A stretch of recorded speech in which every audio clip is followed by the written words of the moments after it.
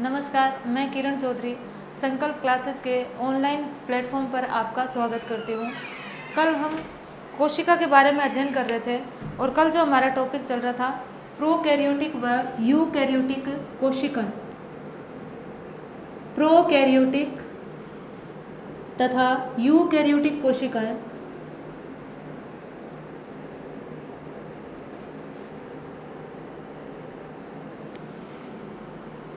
इसके बारे में हम थोड़ा सा जनरल अध्ययन किया था कि प्रोकैरियोटिक कोशिका क्या होता है। हमने इसको तोड़ करके इसके जो ये वर्ड है इसका अर्थ देखा था कि प्रोकैरियोटिक और यूकैरियोटिक कोशिकाएं होती क्या हैं। प्रोकैरियोटिक कोशिकाओं में हमने पढ़ा था कि आदिम प्रकार की यानी कि प्राचीन जो कोशिकाएं हैं, प्राचीन प्रकार की जो कोशिकाएं हैं उन्हें क्या कहते हैं, प्रोकैरियोटिक कोशिकाएं। हमने इसको हिंदी में इसका नाम देखा था असीम केंद्री। ऐसी कोशिकाएं जिनके केंद्र के चारों तरफ सीमा नहीं पाई जाती वो क्या कहलाती है, असीम केंद्री। और इनको हमने क्या नाम दिया था, ससीम केंद्री। ससीम केंद्री ऐसा केंद्र जिसके चारों तरफ सीमा पाई जाती है। हमने इसका एग्जाम्पल्स देखा था। आज हम इसके देखते हैं कि इनमें डिफरेंस क्या है। तो यहाँ पर मैं कैरेक्टर लिखती हूँ कि प्रोकैरियोटिक व यूकैरियोटिक कोशिकाओं में क्या क्या डिफरेंस पाए जाते हैं। सबसे पहले हम बात करते हैं केंद्रक या न्यूक्लियस की। केंद्रक या न्यूक्लियस, तो प्रोकैरियोटिक कोशिकाओं में किस प्रकार का केंद्रक पाया जाता है, अल्प विकसित। अल्प विकसित अर्थात झिल्ली रहित केंद्रक।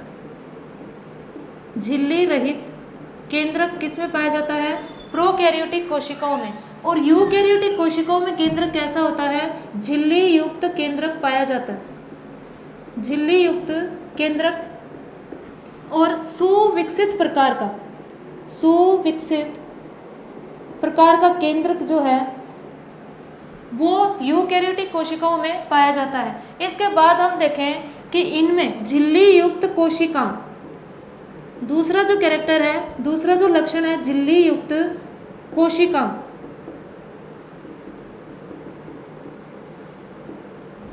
प्रोकैरियोटिक कोशिकाएं जो है इनमें झिल्ली युक्त कोशिकांग अनुपस्थित होते हैं।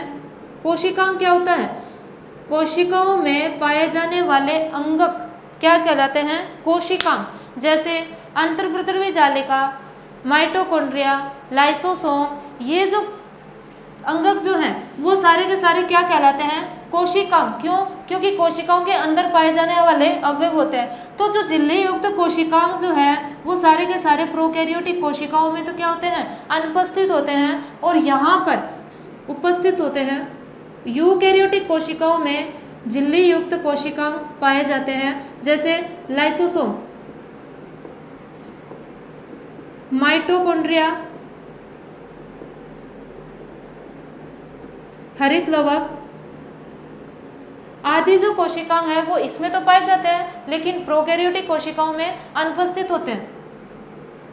इसके बाद देखो, अगर झिल्ली युक्त कोशिकांग इसमें नहीं पाए जाते तो कौन से कोशिकांग पाए जाते हैं, एक ऐसा कोई कोशिकांग होगा जो क्या है, दोनों में ही पाया जाता है। हम बात करते हैं यहाँ पर एक बार राइबोसोम की। राइबोसोम एक ऐसा कोशिकांग है जो सभी प्रकार की कोशिकाओं में पाया जाता है। राइबोसोम जो है वो एक झिल्ली रहित कोशिकांग है, झिल्ली रहित कोशिकांग। और इसे सार्वत्रिक कोशिकांग भी कहते हैं। क्यों, क्योंकि यह सभी प्रकार की कोशिकाओं में पाया जाता है। हमने बात की कि यहाँ पर झिल्ली युक्त कोशिकांग नहीं पाए जाते। प्रोकैरियोटिक कोशिकाएं जो है वो कैसी होती है, आदिम प्रकार की कोशिकाएं होती है, लेकिन इसमें फिर भी एक कोशिकांग पाया जाता है जिसे क्या कहते हैं, राइबोसोम। राइबोसोम जो है कोशिका की प्रोटीन फैक्ट्री कहलाती है। ये बाद में हम जब कोशिकाओं का अध्ययन करेंगे उसमें इसके सारे डिटेल पढ़ेंगे। यहाँ पर एक छोटी सी बात है कि ये जो राइबोसोम्स हैं वो मुख्य रूप से दो प्रकार के होते हैं। एक तो होता है 70S राइबोसोम और एक होता है 80S राइबोसोम।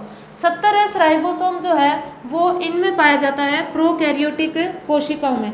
तो हम यहाँ पर बात करें कि राइबोसोम उपस्थित होता है या नहीं होता, तो प्रोकैरियोटिक कोशिकाओं में किस प्रकार का राइबोसोम पाया जाता है, 70S प्रकार का राइबोसोम। अब यहाँ पर बात करें यूकैरियोटिक कोशिकाओं में जो राइबोसोम उपस्थित होता है वो कौन सा है, 80S प्रकार का राइबोसोम तो पाया ही जाता है, और साथ में इसमें 70S प्रकार का 70S प्रकार का राइबोसोम भी उपस्थित होता है। तो इसमें देखो दोनों प्रकार के राइबोसोम पाए जाते हैं, 70S प्रकार का राइबोसोम और 80S प्रकार का राइबोसोम, जबकि इसमें कौन सा राइबोसोम पाया जाता है, 70S प्रकार का राइबोसोम। तो इस प्रकार हम कह सकते हैं कि जो झिल्ली विदाउट झिल्ली जो कोशिकांग है, बिना झिल्ली का कोशिकांग है, सेल मेम्ब्रेन ये झिल्ली रहित जो कोशिकांग है वो क्या होता है, राइबोसोम। राइबोसोम दोनों प्रकार की कोशिकाओं में पाया जाता है, प्रोकैरियोटिक कोशिकाओं में भी पाया जाता है और यूकैरियोटिक कोशिकाओं में भी पाया जाता है। प्रोकैरियोटिक कोशिकाओं में राइबोसोम 70S प्रकार का पाया जाता है, जबकि यूकैरियोटिक कोशिकाओं में राइबोसोम 70S व 80S दोनों प्रकार का पाया जाता है। आगे देखेंगे कि किसमें 70S पाया जाता है, किसमें 80S पाया जाता है। इसके बाद हम देखते हैं कि जो नेक्स्ट कैरेक्टर की बात करते हैं, हमने पढ़ा केंद्रक, हमने पढ़ा झिल्ली युक्त कोशिका, हमने पढ़ा राइबोसोम। इसके बाद नेक्स्ट कैरेक्टर देखते हैं, अगला जो लक्षण है कि कोशिकीय श्वसन, कोशिकीय श्वसन अंगक, कोशिकीय श्वसन अंगक जो है, हमें पता है कि कोशिका श्वसन करती है, तो कोशिका किसके द्वारा श्वसन करती है, तो इसमें कोशिकीय श्वसन अंगक के रूप में मीजोसोम पाया जाता है। मीजोसोम किसके द्वारा कोशिकाएं सांस लेती हैं, मीजोसोम के द्वारा, यानी कि यहाँ पर एटीपी या ऊर्जा का निर्माण किसके द्वारा किया जाता है, मीजोसोम के द्वारा। और यहाँ पर हमें पता है कि हमारी कोशिका का या यूकैरियोटिक कोशिकाओं में ऊर्जा शक्तिगृह जो है वो किसको कहा जाता है, माइटोकॉन्ड्रिया को। तो इसमें क्या पाया जाता है, कोशिकीय श्वसन अंगक के रूप में माइटोकॉन्ड्रिया पाया जाता है, जिसके द्वारा कोशिकाएं जो है श्वसन करती है और एटीपी का निर्माण करती है, यानी कि ऊर्जा का निर्माण करती है। तो हमारा जो नेक्स्ट कैरेक्टर था कि इसमें कोशिकीय श्वसन अंगक जो है वो मीजोसोम पाया जाता है प्रोकैरियोटिक कोशिकाओं में, और यूकैरियोटिक कोशिकाओं में माइटोकॉन्ड्रिया पाया जाता है, जो ऑक्सीजन का उपयोग करके और भोजन का उपयोग करके एटीपी का निर्माण करता है। इसके बाद हम देखें कि इन कोशिकाओं में आनुवंशिकी पदार्थ जो है उसमें क्या डिफरेंस होता है, आनुवंशिकी पदार्थ जो है वो किस रूप में पाया जाता है। तो देखो प्रोकैरियोटिक कोशिकाओं में आनुवंशिकी पदार्थ जो है वो एक गुणसूत्र हुई होता है, एक गुणसूत्र। प्रोकैरियोटिक कोशिकाओं में आनुवंशिकी पदार्थ जो है वो एक गुणसूत्र पाया जाता है, और यह गुणसूत्र जो है वो सर्कुलर होता है, यानी कि गोलाकार। और गुणसूत्र हमें पता है डीएनए से बने होते हैं, तो डीएनए जो है यहाँ पर किस प्रकार का होता है, गोलाकार होता है, लेकिन डीएनए होता कैसा है, द्विसूत्री डीएनए पाया जाता है, द्विसूत्री डीएनए। अब स्थिति देखें कि प्रोकैरियोटिक कोशिकाओं में गुणसूत्र पाया कहाँ पर जाता है, कोशिका द्रव्य में, कोशिका द्रव्य में। तो देखो यहाँ पर अंतर की बात करें, आनुवंशिकी पदार्थ जो है प्रोकैरियोटिक कोशिकाओं में क्या पाया जाता है, एक गुणसूत्र। कैसा होता है, सर्कुलर या गोलाकार। और कैसा होता है, जो डीएनए जो होता है वो द्विसूत्री होता है। कहाँ पर पाया जाता है, साइटोप्लाज्म में। क्यों, क्योंकि केंद्रक जो है वो तो झिल्ली रहित होता है, तो केंद्रक में पाया जाने वाला मैटर जो है वो कहाँ पर होता है, साइटोप्लाज्म में, यानी कि कोशिका द्रव्य में। यहाँ पर हम देखें कि आनुवंशिकी पदार्थ के रूप में क्या पाए जाते हैं, एक से अधिक या ऐसे कह सकते हैं अनेक गुणसूत्र पाए जाते हैं, अनेक गुणसूत्र या क्रोमोसोम्स। ये जो है रेखीय होते हैं, रेखीय फॉर्म में पाए जाते हैं, और जो डीएनए होता है वो द्विसूत्री होता है। और किस में उपस्थित होते हैं, ये केंद्रक में स्थित होते हैं। आनुवंशिकी पदार्थ कहाँ पर पाया जाता है, केंद्रक में। क्यों, क्योंकि इसमें सुस्पष्ट केंद्रक पाया जाता है। इसके बाद हम देखें कि हिस्टोन प्रोटीन, एक प्रोटीन का नाम है हिस्टोन प्रोटीन। इस प्रोटीन का कार्य क्या होता है, हिस्टोन प्रोटीन जो है वो डीएनए को पैक करने का कार्य करते हैं। पैकेजिंग ऑफ डीएनए किसके द्वारा किया जाता है? हिस्टोन प्रोटीन के द्वारा।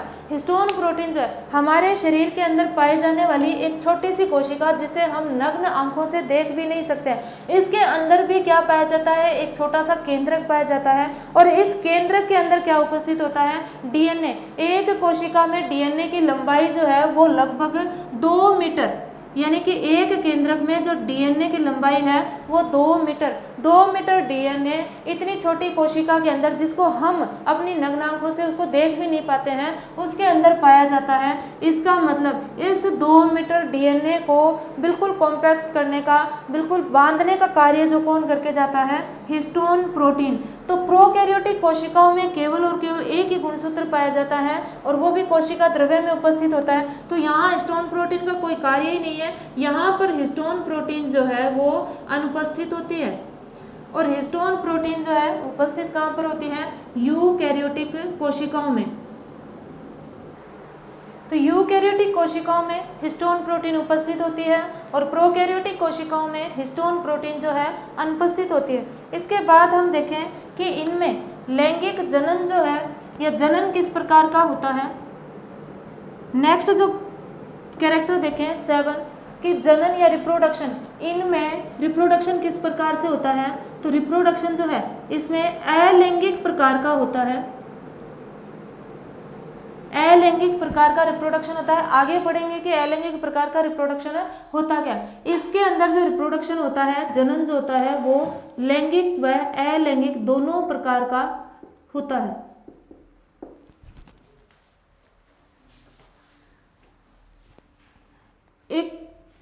एक कोशिका में पाया जाता है जिसे सेंट्रियोल कहते हैं, जो कोशिका विभाजन में हेल्प करता है। सेंट्रियोल यहाँ पर क्या है? सेंट्रियोल अनुपस्थित होता है, और यहाँ पर सेंट्रियोल यूकैरियोटिक कोशिकाओं में सेंट्रियोल उपस्थित होता है।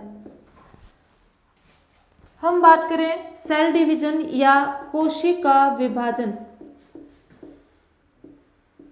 कोशिका विभाजन, तो इसमें जो कोशिका विभाजन है वो असूत्री प्रकार का पाया जाता है, और इसमें जो कोशिका यूकैरियोटिक कोशिकाओं में कोशिका विभाजन जो है वो समसूत्री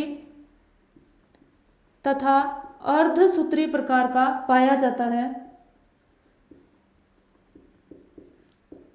हम आगे पढ़ेंगे समसूत्री और अर्धसूत्री क्या होते हैं। थोड़ा सा यहाँ अपन डिस्कशन करते हैं कि ये जो कोशिका है ये तो क्या है? आपकी प्रोकैरियोटिक कोशिका है, ये आपका केंद्रक, और प्रोकैरियोटिक कोशिकाओं में गोलाकार इस प्रकार का डीएनए पाया जाता है।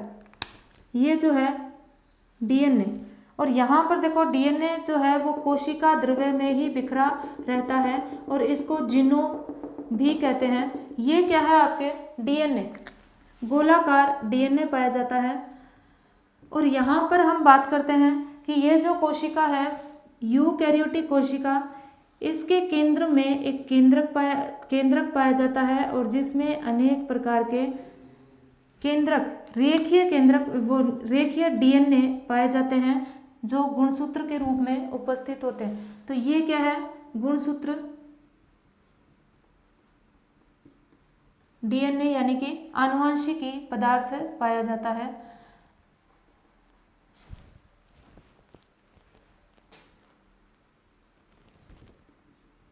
डीएनए।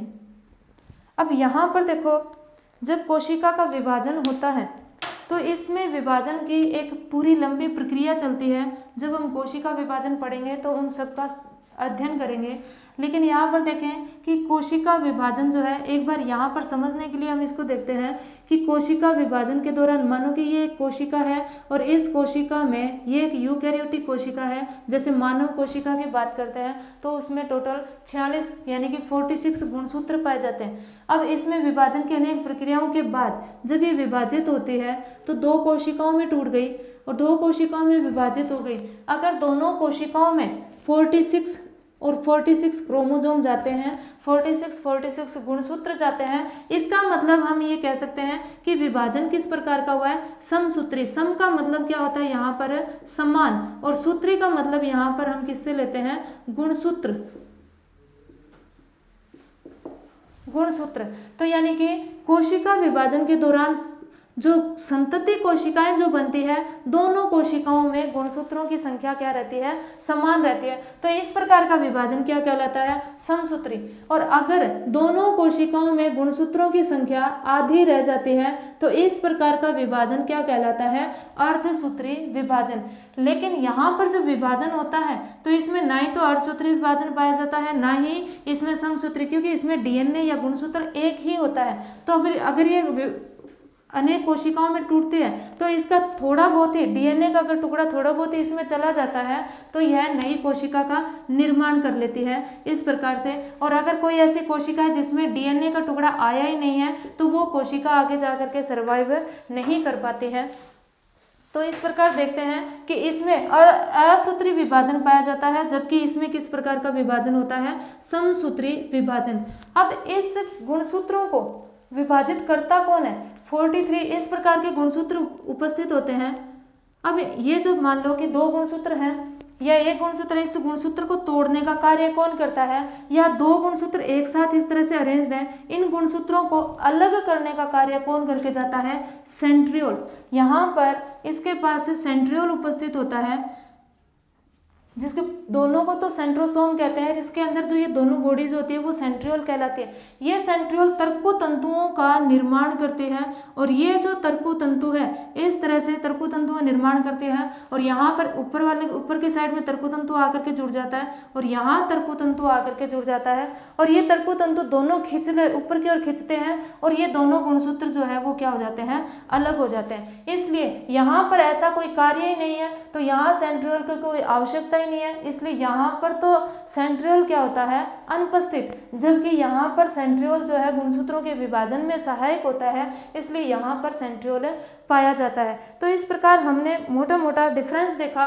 किसमें, कि प्रोकैरियोटिक कोशिकाएं क्या होती हैं और यूकैरियोटिक कोशिकाएं क्या होती है। थोड़ा सा हम इसको रिवाइज करते हैं कि प्रोकैरियोटिक कोशिकाएं जो होती है उसमें अल्प विकसित प्रकार का केंद्रक पाया जाता है। ये हमने देखा झिल्ली रहित केंद्रक प्रोकैरियोटिक कोशिकाओं में उपस्थित होता है, जबकि झिल्ली युक्त व विकसित प्रकार का केंद्रक यूकैरियोटिक कोशिकाओं में पाया जाता है। अब दूसरा हमने देखा कि झिल्ली युक्त कोशिकांग यहाँ पर क्या होते हैं, अनुपस्थित होते हैं और झिल्ली युक्त कोशिकांग जो है यूकैरियोटिक कोशिकाओं में पाए जाते हैं। तो हम थोड़ी सी इसका डायग्राम के साथ इसका स्टडी करते हैं, इससे थोड़ा सा क्या है हमें चीज़ें याद रह जाएगी।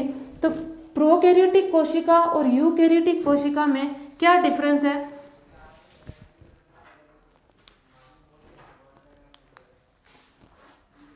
ये हम बात करते हैं एक प्रोकैरियोटिक कोशिका की।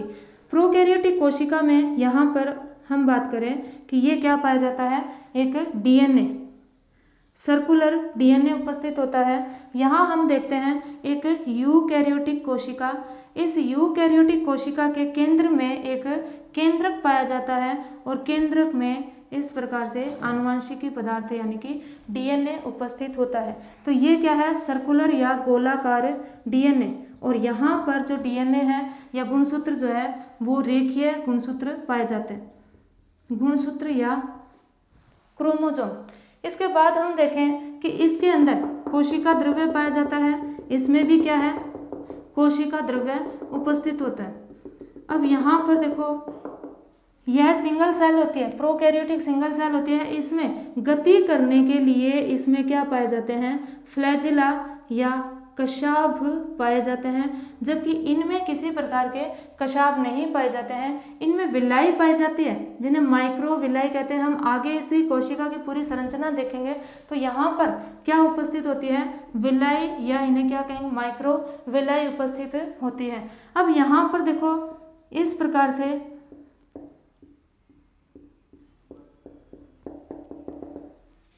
राइबोसोम्स उपस्थित होते हैं और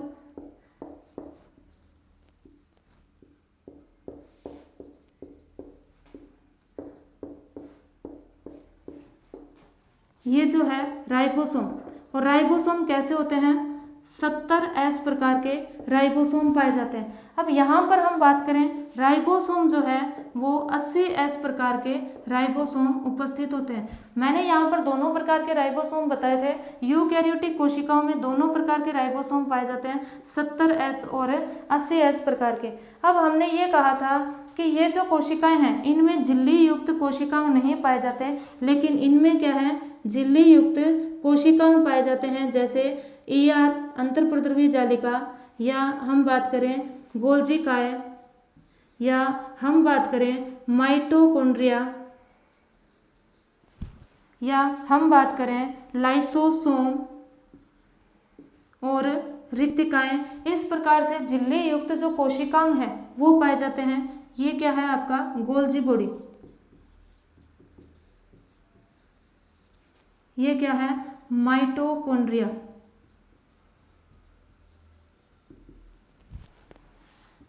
अंतर्प्रद्रवी जालिका एंडोप्लाज्मिक रेटिकुलम।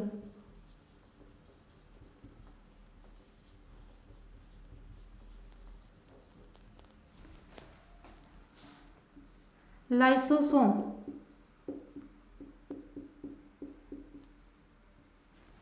तो इस प्रकार देखो, अगर इसमें डिफरेंस देख रहे हैं तो यहाँ पर डीएनए सर्कुलर होता है, यहाँ पर डीएनए क्या होता है रेखीय। अब यहाँ पर एक और संरचना पाई जाती है, इस डीएनए के अलावा एक और डीएनए उपस्थित होता है गोलाकार, गोलाकार डीएनए पाया जाता है, जिसे क्या कहते हैं प्लाज्मिड।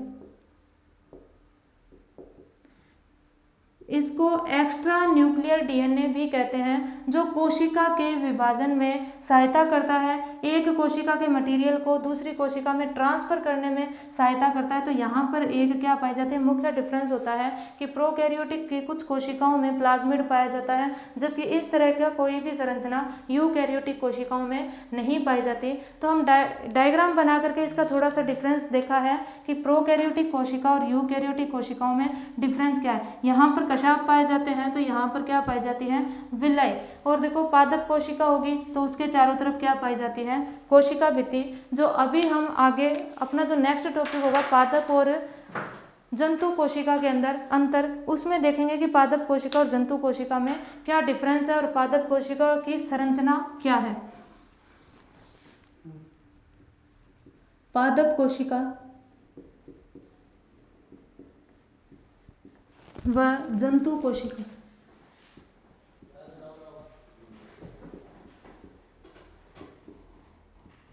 प्लांट सेल और एनिमल सेल।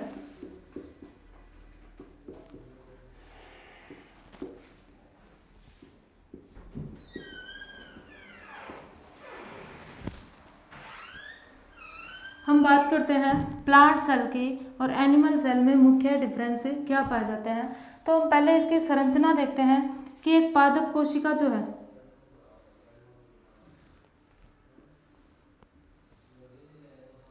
इस प्रकार की संरचना होती है।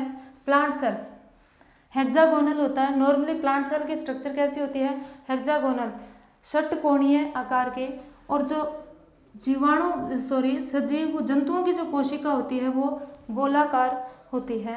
ये जो पादप कोशिका है यहाँ पर आप देख रहे हो ये और इस तरह से ये जो कोशिकाएं आपस में जो दूसरी कोशिकाओं से सटी हुई पाई जाती है। इन पादप कोशिकाओं के जो सबसे बाह्य आवरण है उसे कोशिका भित्ति कहते हैं। तो पादप कोशिकाओं के सबसे बाह्य आवरण जो है वो क्या है कोशिका भित्ति, और कोशिका भित्ति के अंदर की तरफ पाया जाता है सेल मेम्ब्रेन, एक अन्य आवरण।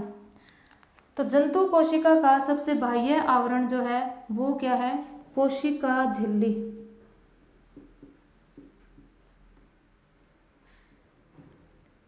Cell membrane.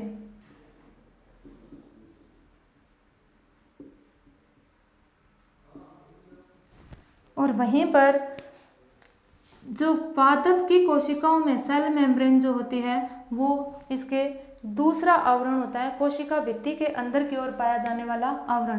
पादप कोशिका का सबसे बाह्य आवरण जो है वो होता है कोशिका भित्ति, कोशिका भित्ति या सेल वॉल, कोशिका भित्ति या सेल वॉल। तो तो प्लांट सेल के सबसे बाह्य आवरण क्या है? कोशिका भित्ति या सेल वॉल, जो कि इस कोशिका को दृढ़ता प्रदान करता है, इस कोशिका को सेफ रखता है, इसकी सुरक्षा प्रदान करता है इसको। तो ये तो देखो, अगर हम झिल्लियों की बात करें तो जंतु कोशिका की सबसे बाह्य झिल्ली कोशिका झिल्ली होती है, जबकि पादप कोशिका में यह दूसरी झिल्ली होती है। पादप कोशिका में सबसे बाह्य आवरण क्या कहलाता है? कोशिका भित्ति। अब हम देखें कि इसके केंद्र में केंद्रक पाया जाता है। यहाँ पर हम बात करें कि इसके केंद्र में एक बहुत बड़ी रिक्तिका पाई जाती है, लगभग इसके पूरे सेंटर को घेर लेती है, एक रिक्तिका पाई जाती है, वैक्यूल, या इसे क्या कहेंगे? रिक्तिका। जबकि जंतु कोशिका के केंद्र में केंद्रक पाया जाता है। तो यहाँ पर अब देखो, ये जो रिक्तिका है इसने पूरे कोशिका के लगभग भाग को घेर लिया। इसका मतलब यहाँ पर केंद्रक की अगर हम बात करें तो केंद्रक जो है वो खिसक जाता है परिधि की ओर। तो केंद्रक की स्थिति यहाँ पर पादप कोशिका में परिधीय होती है। ये रीट के एग्जाम में ही पूछा गया था कि पादपों में केंद्रक की स्थिति कहाँ पर होती है। तो पादपों में केंद्रक जो है वो इसकी स्थिति परिधीय होती है, जबकि जंतुओं में केंद्रक जो है वो केंद्र में पाया जाता है। तो ये है आपका केंद्रक या न्यूक्लियस। पादपों में न्यूक्लियस पेरिफ्री होता है, जबकि जंतुओं में न्यूक्लियस सेंटर में प्रेजेंट होता है।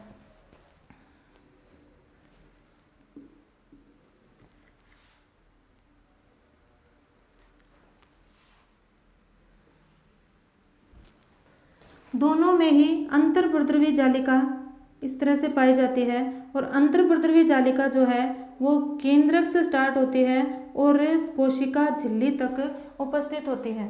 इस प्रकार यहाँ भी क्या है? अंतर्प्रद्रवी जालिका, या जिसे हम क्या कहते हैं? एंडोप्लाज्मिक रेटिकुलम पाए जाते हैं,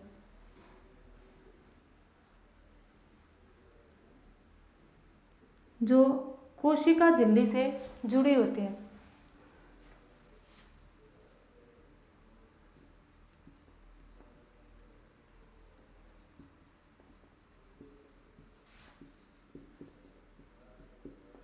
अंतर्प्रद्रवी जालिका, एंडोप्लाज्मिक रेटिकुलम या अंतर्प्रद्रवी जालिका। अब देखो, इसमें यहाँ पर केंद्रक के पास ही गोल्जिकाएं पाई जाती हैं। ये जो गोल्जिकाएं हैं ये सारी की सारी एक साथ उपस्थित होती है। गोल्जिकाएं नलिकाओं से मिलकर के बनी होती हैं, और ये जो गोल्जिकाएं, ये जो नलिकाएं हैं ये पास पास में स्थित होती है, यानी कि अरेंज्ड होती है, व्यवस्थित होती हैं। किसके अंदर? जंतु कोशिका के अंदर गोल्जिकाएं जो है वो अरेंज्ड रूप में पाई जाती हैं, और इन्हें कहते भी क्या है? गोल्जिकाएं या गोल्जी बॉडी, गोल्जिकाएं। अब यहाँ पर अपन गोल्जिकाएं की बात करें तो गोल्जिकाएं जो है वो कोशिका द्रव्य में इनकी नलिकाएं जो अलग अलग बिखरी हुई सी पाई जाती हैं इस प्रकार से। तो ये अरेंज्ड नहीं होती है, जबकि यहाँ पर गोल्जिकाएं क्या होती हैं? अरेंज्ड होती हैं। तो इन्हें हम क्या कहते हैं? डिक्टियोसोम। पादपों में गोल्जिकाएं जो है वो डिक्टियोसोम कहलाती हैं। क्यों? गोल्जिका जो अलग अलग नलिकाओं में कोशिका द्रव्य में फैली हुई रहती है, बिखरी हुई रहती है, जिन्हें हम डिक्टियोसोम कहते हैं। जबकि जंतुओं में ये जो गोल्जिकाएं हैं वो सुव्यवस्थित होती हैं, एक जगह पे रहती है। इसके बाद हम देखें कि यहाँ पर दोनों में ही क्या पाया जाता है? माइटोकॉन्ड्रिया। माइटोकॉन्ड्रिया को कोशिका की ऊर्जा की फैक्ट्री या कोशिका का शक्ति ग्रह कहते हैं। तो यहाँ पर दोनों कोशिकाओं में क्या माइटोकॉन्ड्रिया पाए जाते हैं, और दोनों कोशिकाओं में माइटोकॉन्ड्रिया का सेम ही कार्य होता है, ऊर्जा का उत्पादन करना या कोशिकीय श्वसन करना। तो यहाँ भी क्या है? माइटोकॉन्ड्रिया पाए जाते हैं। इसके बाद दोनों में जो डिफरेंस है, यहाँ पर माइटोकॉन्ड्रिया के साथ है एक और सेल ऑर्गेनेली पाया जाता है जिसे क्या कहते हैं? हरित लवक। यहाँ पर जंतु कोशिकाओं में हरित लवक अनुपस्थित होता है। जंतुओं को पका पकाया खाना बाहर से मिलता है, जबकि प्लांट सेल के अंदर खाना कोशिका के अंदर ही बनाया जाता है। अकार्बनिक पदार्थों का उपयोग करके उनको कार्बनिक पदार्थों में बदला जाता है सूर्य के प्रकाश की उपस्थिति में। तो सूर्य के प्रकाश की उपस्थिति में जो खाना बनाने का कार्य कौन करता है? हरित लवक। तो पादपों में हरित लवक पाया जाता है, जबकि जंतु कोशिका में हरित लवक अनुपस्थित होता है। हरित लवक या इसे क्लोरोप्लास्ट कहते हैं। तो ये क्या है? आपकी पादप कोशिका, पादप कोशिका या प्लांट सेल। और ये क्या है? एनिमल सेल, जंतु कोशिका। जंतु कोशिका में वैक्यूल जो है खाद्य रिक्तिकाओं के रूप में छोटी छोटी वैक्यूल्स पाई जाती हैं। दोनों में ही क्या पाए जाते हैं? इनमें क्या पाए जाते हैं? लाइसोसोम उपस्थित होते हैं। ये क्या है? आपके कोशिका के अंदर उपस्थित कोशिका द्रव्य साइटोप्लाज्म। ये एक कोशिका की संरचना है, पादप कोशिका और जंतु कोशिका।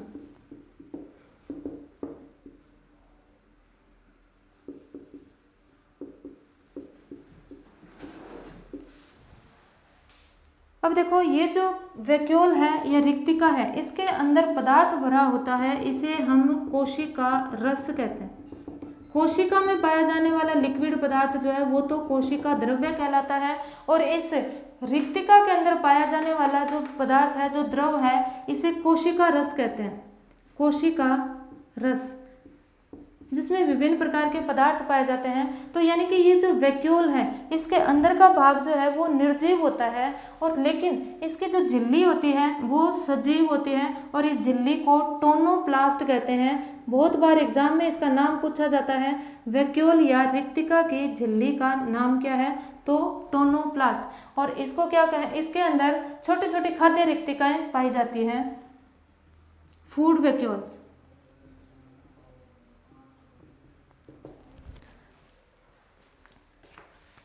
ठीक है, तो ये आपकी क्या है? पादप कोशिका, जिसमें केंद्र की स्थिति कहाँ पर है? पेरिफ्री, यानी कि परिधीय।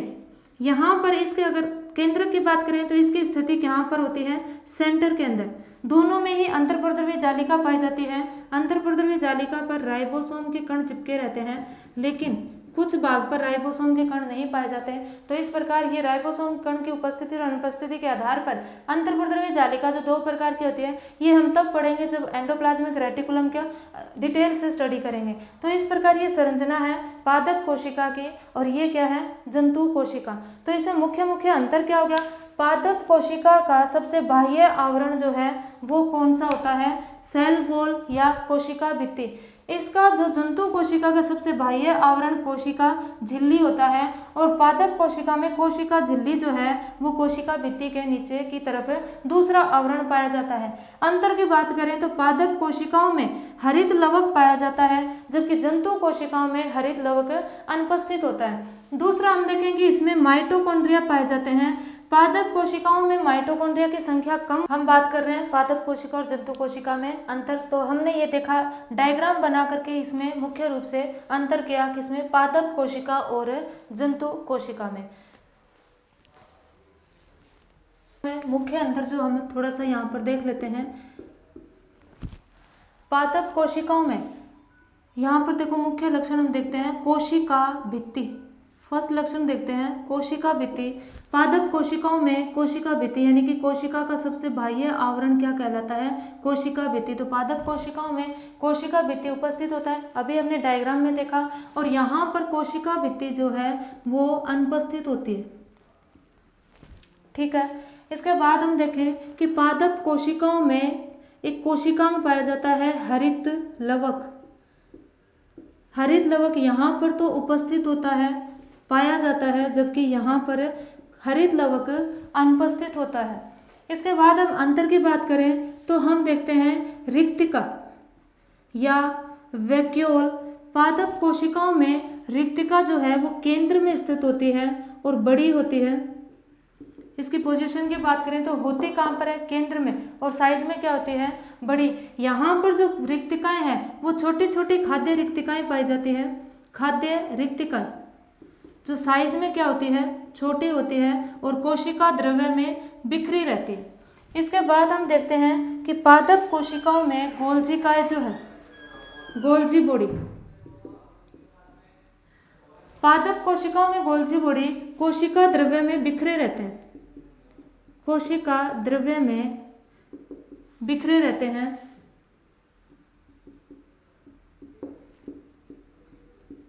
और इन्हें क्या कहते हैं, डिक्टियोसोम, इन्हें डिक्टियोसोम कहते हैं। जबकि जंतु कोशिका में गोल्जिकाएं को गोल्जिकाएं ही कहते हैं, गोल्जी बॉडी जो है, और वो सुव्यवस्थित रूप से पाए जाते हैं, सुव्यवस्थित रूप से पाए जाते हैं। हम आगे बात करते हैं कि पादप कोशिकाओं में केंद्रक की स्थिति क्या होती है। केंद्रक की स्थिति मोस्ट इंपॉर्टेंट क्वेश्चन है, केंद्रक की स्थिति पूछा जाता है एग्जाम के अंदर। पादप कोशिकाओं में केंद्रक की स्थिति क्या होती है, परिधीय, जबकि जंतु कोशिकाओं में केंद्रक जो है वो केंद्र में ही पाया जाता है। इसके बाद हम देखें कि यहाँ पर एक साइटोप्लाज्मिक संयोजन पाया जाता है जिसे प्लाज्मोडेस्माटा कहते हैं। तो यहाँ पर बात करें प्लाज्मोडेस्माटा, इसके बारे में हम आगे पढ़ेंगे। प्लाज्मोडेस्माटा क्या होते हैं, दो कोशिकाएं जो होती है उनके अंदर एक सेतु बन जाता है, एक संयोजन बन जाता है जिसे एक कोशिका और दूसरी कोशिका के जो कोशिका द्रव्य है उनका आदान प्रदान होता है, उसे प्लाज्मोडेस्माटा कहते हैं। तो यहाँ पर प्लाज्मोडेस्माटा पाया जाता है, जबकि यहाँ पर प्लाज्मोडेस्माटा जो है वो अनुपस्थित होता है। यहाँ पर देखो एक सेंट्रियोल या सेंट्रोसोम, सेंट्रोसोम या इसे क्या कहेंगे, सेंट्रियोल, सेंट्रियोल। पादप कोशिकाओं में सेंट्रियोल जो है वो लगभग ऐसे माने कि अनुपस्थित होता है। हायर प्लांट्स के अंदर उच्च पादपों में अनुपस्थित होता है, लेकिन निम्न पादपों में पाया जाता है, निम्न पादपों में उपस्थित होता है। यहाँ पर जंतु कोशिका की बात करें तो सेंट्रियोल जो है वो उपस्थित होता है। तो ये जो मेन अंतर थे, मुख्य अंतर थे इसके अंदर, पादप कोशिका व जंतु कोशिका, कोशिका भित्ति उपस्थित होती है, इनमें कोशिका भित्ति अनुपस्थित होती है। इसमें हरित लवक जो है पादप कोशिकाओं में पाया जाता है, जंतु कोशिकाओं में अनुपस्थित होता है। नेक्स्ट अगर हम देखें कि रिक्तिका जो है, रिक्तिका पादप कोशिका के केंद्र में बड़ी रिक्तिका पाई जाती है जिसकी झिल्ली को हम टोनोप्लास्ट कहते हैं, और उसके अंदर भरे हुए द्रव को, लिक्विड मटेरियल को कोशिका रस कहते हैं। और इसमें जो रिक्तिका जो है एक नहीं होती, अनेक रिक्तिकाएं पाई जाती है जिन्हें खाद्य रिक्तिकाएं कहते हैं, छोटी छोटी होती है जो साइटोप्लाज्म में बिखरी रहती है। इसके बाद हम बात करें गोल्जी बॉडी की, गोल्जिकाएं जो कोशिका द्रव्य में, पादप कोशिका के अंदर देखें तो कोशिका द्रव्य में ये बिखरे रहते हैं नलिकाओं के रूप में, और इन्हें डिक्टियोसोम कहते हैं। पादप कोशिकाओं में गोल्जिकाएं को डिक्टियोसोम कहते हैं। यहाँ पर अगर गोल्जिकाएं की बात करें तो सुव्यवस्थित होती है, और गोल्जिकाएं को क्या कहते हैं, गोल्जिकाएं ही कहते हैं। अब देखो ये मोस्ट इंपॉर्टेंट क्वेश्चन है कि केंद्रक की स्थिति, पोजीशन ऑफ न्यूक्लियस कहाँ पर होता है, तो पादप कोशिकाओं में परिधीय होता है। क्यों? क्योंकि केंद्र भाग को कौन घेर लेता है, रिक्तिका या वैक्यूल, जबकि जंतु कोशिका में केंद्र की स्थिति केंद्र में होती है। एक साइटोप्लाज्मिक कनेक्शन पाया जाता है, एक जीवद्रव्य सेतु पाया जाता है जिसे क्या कहते हैं, प्लाज्मोडेस्माटा।